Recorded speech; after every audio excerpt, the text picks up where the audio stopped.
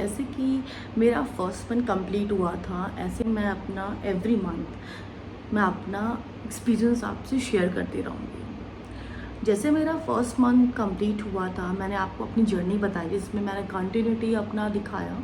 अपना एवरी सोते जागते मैंने हमेशा यही सोचा कि आप लोग क्या मैं डिलीवर करूँ, क्या आपको पसंद आएगा, क्या कंटेंट बनाऊँ, ठीक है, जिसको आपको अच्छा लगे, आप एंटरटेन हों।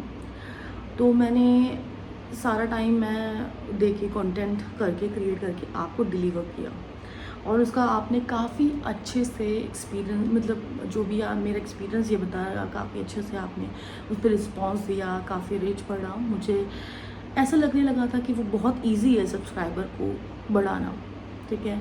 और मुझे लगा था कि कंटेंट कुछ नहीं होता है, बस वो बन जाते हैं, आप यूट्यूब में बस एक पोस्ट डाल दो। नहीं, ऐसा नहीं है।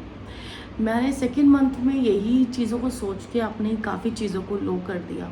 कुछ ये सोच के आलसी हो गई और नहीं किया। आलसी से बोल रही हूँ, मैं बहुत आलसी हूँ। तो उसके बाद दूसरी चीज़ ये हुई कि मेरी कैट वो अब नहीं रही, तो मैं वहाँ से भी काफ़ी डाउन हो गई। मैंने अपने खुद को टाइम दिया और उसके बाद मेरा कॉन्फिडेंस ऐसा हुआ कि मैं आपको क्या डिलीवर करूँ, मेरा माइंड ही ब्लॉक हो गया।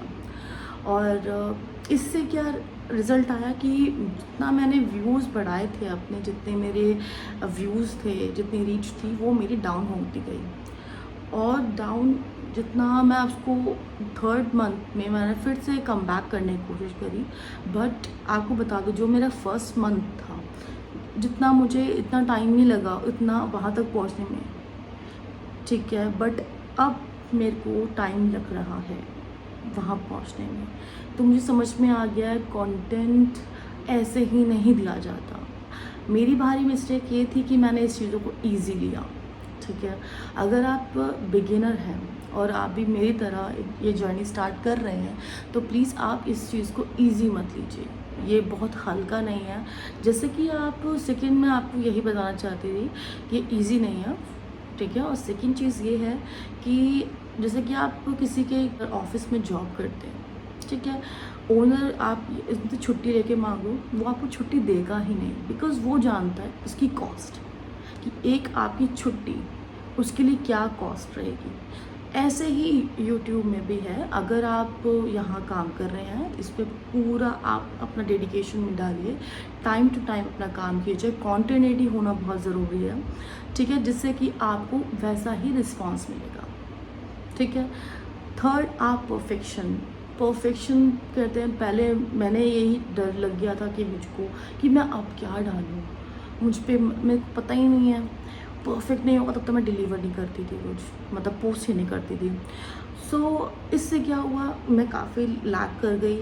मैं परफेक्शन में चली गई कि जब तक परफेक्ट नहीं बनेगा मैं पोस्ट नहीं करूँगी।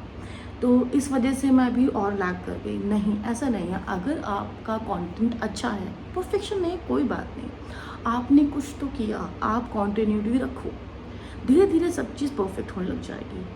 फोर्थ, ट्रेंडिंग, क्या ट्रेंड चल रहा है। जिस तरीके की आप जैसे यूट्यूब में आप पोस्ट कर रहे हो, उस तरीके से आप भी कॉम्पिटिटिव क्या पोस्ट कर रहे हैं, आप उस चीज़ को भी देखो, ठीक है।